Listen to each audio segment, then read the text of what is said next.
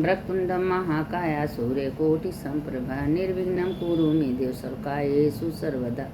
मंगलम भगवान विष्णु मंगलम गरुड़ध्वज मंगलम पुंडरीकाक्ष मंगलाय तनोहरि।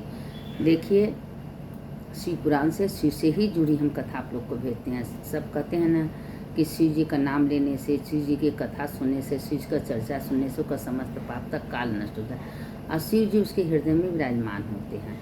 तो इसलिए आप लोग बार बार कहते हैं कि आप लोग सुनिए, दूसरों को भेजिए, उसको जितना हो सके उसका लाइक करिए, सब्सक्राइब करिए, पुण्य की भागी बनिए।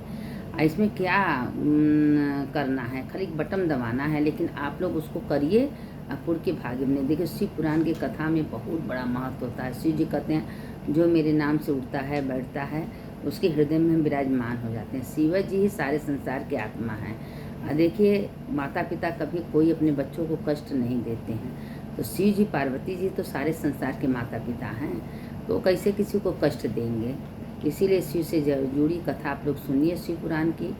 देखिए, एक बार कैलाश में पार्वती माता भोलेनाथ बैठे थे, और तो पृथ्वी के देवता हैं, सारे लोग को देख रहे थे कि लोग दुनिया में क्या कर रहे हैं क्या नहीं कर रहे हैं। तो एक शिव भक्त थे, रामेश्वर उसका नाम था। तो उसके पिता का आदत था कि सवेरे सवेरे सुतले उठल, भगवान को जानते हैं भोलेनाथ को खीर बहुत पसंद है, तो सब दिन का खीर भोग लगाता था। भोलेनाथ उसको ग्रहण करते थे। हम लोग सोचते हैं भगवान खाते नहीं हैं, भगवान उसका जो भाव है वो तुरंत ग्रहण कर लेते हैं। इसी तरह वो मर गए, तो उसके बेटे ने वही सब शुरू से देखे थे। इसलिए कहते हैं कि घर में जो कुछ अच्छा बुरा कर्म होता है बच्चे देखते हैं, असर पड़ता है। तो अब उसके क्या हुआ कि अब उसके पिता जब मर गए तो उसके पिता को नहीं पता था कि हमारा बेटा ऐसा ध्यान देता है। तो कहे, अरे पिताजी नहीं है तो क्या हम तो हैं ना, हम भी भोलेनाथ को खीर बना के भगवान को भोग रहे। सवेरे उठते ही अपने माँ उसकी सोई रहती थी, घर में सारा काम धंधा करके खीर का भोग लगाता था, और भोलेनाथ को भोग लगाता था। और बहुत सीधा साधा था, हमेशा खीर का भोग लगा के भोलेनाथ को खिलाता था, और भोलेनाथ को खीर को ग्रहण करते थे। ऐसे करते करते करते करते बहुत दिन बीत गया। और वो जो है नंदी हैं, भृंगी हैं, जितना शिव के गढ़ हैं, सब भांग है, धतूरा है, सब भगवान के सामने ले जाते थे। भगवान उसको ध्यान ही नहीं देते थे। अब कहते थे कि रख दो, बाद में रख दो। अब उस सबको इतना टेंशन हो गया कि तो रामेश्वर के खीर को इतनी पसंद से, इतने प्रेम से ये खाता है, हम लोग को तो भगवान भोलेनाथ का ध्यान ही नहीं दे रहे, क्या ऐसा किया जाए कि उसका ध्यान हटा जाए। अब वो सब ब्राह्मण बन के रामेश्वर के पास आए। तो रामेश्वर मेवा और दूध खरीद रहा था भगवान को भोग लगाने के लिए दूसरे दिन। तो सब ब्राह्मण रूप में बकल के गए, तो कहें कि तुम रोज़ भगवान को भोलेनाथ को क्यों खीर का भोग लगाते हो, और जानते हो कि भगवान इतना भक्त हैं, सब लोग को खिलाते हैं, और भगवान का मन भर गया है। तुम ऐसा करो कि खीर का भोग रोज़ मत लगाओ, हफ्ता में एक दिन लगाओ, भगवान खुश होंगे। तो कहे, हाँ ठीक आप लोग कह रहे हैं कि भाई हम ही तो नहीं है ना, संसार में बहुत लोग हैं। वो अपना मान गए। अब हफ्ता में एक दिन भोग लगा, जो भगवान शिव पार्वती जी उनकी खीर का इंतजार कर रहे थे। एक दिन बीता, 2 दिन बीता, 3 दिन बीता, खीर का भोग ही नहीं लगा। तो एक दिन क्या हुआ कि भगवान अपनी आँख मुने तो सारे एक हिस्सा देख लिए, ये काम क्रिया नंदी भृंगी का है। अब गुस्सा में महादेव एकदम क्रोध हो गए, नंदी भृंगी को बुलाए, नंदी भृंगी यहाँ आओ। अब थर थर थर थर सब काँपने लगे। क्या हुआ महादेव, तुम जाए कि क्या कहे हो कि महादेव को खीर का भोग मत लगाओ, तुम मना करके आए हो। कहें, प्रभु हम इसलिए मना किए हैं कि आप हम लोग जब धतूरा भांग आपका पसंद चीज़ बेलपत्ती लाते हैं, आप ध्यान नहीं देते, हम सोचते हैं कि आप मेरे ध्यान से हट गए। कहें, सारे संसार में मेरा सबका ध्यान रहता है, कौन दुनिया में क्या करता है क्या नहीं करता है, कौन मेरा नाम लेता है नहीं लेता है, तुम मना करने वाले कौन होते हो, क्या सोचते हो हम तुम लोग का ध्यान नहीं दे, तुम लोग तो मेरे हृदय में वास करते हो, और तुम लोग को तो हम ही पैदा किए हैं। कोई माता पिता ऐसा होता है जो अपने बच्चों को ध्यान नहीं दे। अब ये सबको समझ में आ गया कि भगवान तुम लोग का ध्यान देते हैं। अब ये सब दूसरे दिन भागे भागे अपने रूप बना के फिर रामेश्वर के पास गए। रामेश्वर से कहे, रामेश्वर तुम्हारा इतना स्वादिष्ट खीर होता है कि महादेव तो एकदम गदगद हो जाते हैं, और प्रेम से तुम्हारे खीर का भोग लगाता। हाँ मेरा खीर इतना बढ़िया होता है, हाँ तुम्हारा खीर बहुत बढ़िया होता है। अब इतना क्या हुआ कि तुम रोज़ खीर का भोग लगाया करो महादेव को। अब ये सब कह के फिर कैलाश पर चले गए। अब महादेव को के लिए दूध का मेवा का कुछ इंतजाम करके खूब बढ़िया स्वादिष्ट खीर लगाए। अब महादेव को भोग लगाते थे। अब पार्वती माता भोलेनाथ तो खीर को खूब चाव से भोग लगाती थे। इतने मन से वो खीर खाते थे महादेव कि पूछिए मत। और उसमें नंदी, भृंगी, गणेश, कार्तिक सब खीर का भोग लगाता था। वो तो प्रसाद है, अब प्रसाद तो अमोघ होता है। अब कैलाश पर देखिए महादेव बैठे रहते हैं और पृथ्वी पर खीर का भोग लगाता है। वो खीर सारा भगवान कैलाश के ऊपर चला जाता है। अब ऐसे करते करते करते करते खीर का रोज भोग लगाने, रोज पार्वती माँ भोलेनाथ खीर का भोग लगाते, गणेश, कार्तिक, नंदी, भृंगी सब खीर का भोग लगाते थे। अब उनका नियम था रामेश्वर का कि सवेरे सुतले उठल, अपना घर का सारा काम धंधा करना, नहाना, भगवान के लिए खीर बनाना, भगवान के खीर बना। जीवन में उसको कभी कोई दुख नहीं मिला, हमेशा उसके घर में सुख, शांति, समृद्धि।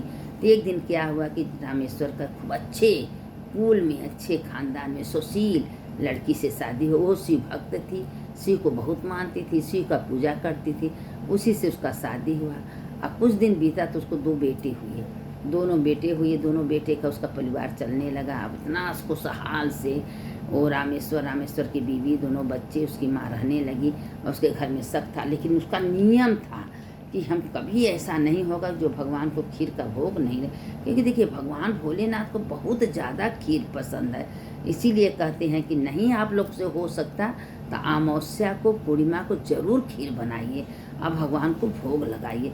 क्योंकि नहीं हम लोग महीना भर में खीर बना के भगवान को भोग लगाते हैं, तो अमावस्या पूर्णिमा को जरूर खीर का भोग लगाना चाहिए, बनाना चाहिए, भगवान को भोग लगाना चाहिए, भगवान से ग्रहण करने की, भगवान मेरे खीर को आप ग्रहण करिए। भगवान खीर का भोग ग्रहण करते हैं क्योंकि वो खीर बहुत पसंद है।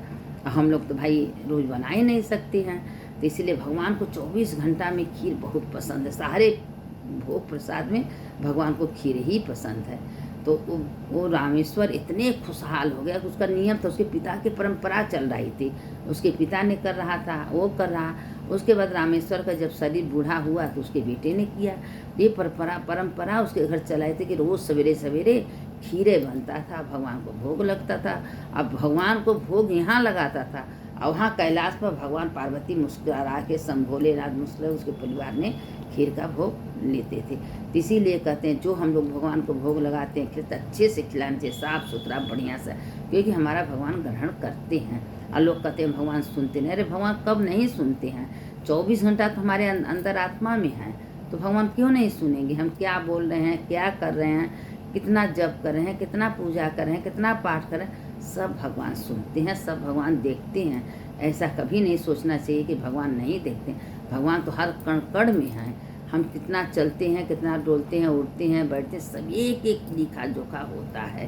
तो इसीलिए कहते हैं कि 24 घंटा भगवान के नाम से उठिए, बैठिए, चलिए। और जो भगवान का आराधना करता है वो व्यर्थ जाने वाला नहीं है, उसका फल अमोघ है। हाँ, बुरे कर्म का फल मिलता है, अच्छे कर्म का फल नहीं मिलेगा। तो इसीलिए कहते हैं आप लोग अच्छे कर्म करिए, कोई मन से किसी के बारे में बुरा मत सोचिए, मत बोलिए, मत कहिए, क्योंकि वो भी हमारा लिखा होगा। इसे कई बार आप लोग से बताए थे, खाली मन से वो गलत विचार सोचा था, किसी का मकान, किसी की पत्नी, किसी की लड़की सोचता मेरा हो जाए, और शरीर से बहुत अच्छा कर्म किया था, लेकिन उसका कोई लेखा जोखा नहीं। तो मन से हम अच्छे कर्म करें, शरीर से भी करें। अगर हम शरीर से करें तो मन हमारा उसी में होना चाहिए। ये पता चले शरीर से हम अच्छे कर्म करें, मन हमारा कहीं और चला गया, उससे कोई मतलब नहीं थी। इसलिए मन से हमको अच्छा कर्म करना चाहिए। हमेशा शरीर का तो रखिए, लेकिन मन भगवान को दे दीजिए। आप मन से चारों धाम जा रही हैं, मन से बद्रीनाथ जा रही हैं, मन से केदारनाथ जा रही हैं, मन से द्वारकाधीश जा रहे हैं, आपको दर्शन का फल मिलेगा। और नहीं तो 7 पुरियाँ मामूली मत नहीं है कि अयोध्या, मथुरा, माया, काशी, कांची, अवंतिका, पुरी, द्वारावती, सत्या, मोक्षदायक। 7 पुरी का नाम अगर कोई ले लेता है तो उसके समस्त पाप तत्काल नष्ट हो जाते हैं। तो इसीलिए शिव बाबा कहते हैं कि जो मेरे नाम से धर्म करता है, जो मेरा नाम लेके सारा काम करता है, जो शिव शिव शिव शिव करता है, उसके समस्त पाप हम नष्ट कर देते हैं। जैसे भगवान रामेश्वर को सुख शांति समृद्धि दी, वैसे सबको दे। सुनने वाले की जय, सुनाने वाले की जय। इस कथा को लोग सुनिए, मन लगा के दूसरों को भेजिए, दूसरों को सुनाइए, पुण्य की भागी बनिए। देखिए शिव से जुड़ी कथा है। सुनने वाले की जय, सुनाने वाले की जय। शंकर शंकर हर हर शंकर, शंकर शंकर जय जय शंकर। मंगल भवन मंगलहारी उमा जपते त्रिपुरारी। हर हर महादेव शंभो काशी विश्वनाथ गंगे माता पार्वती संगे। सुनने वाले की जय, सुनाने वाले की जय।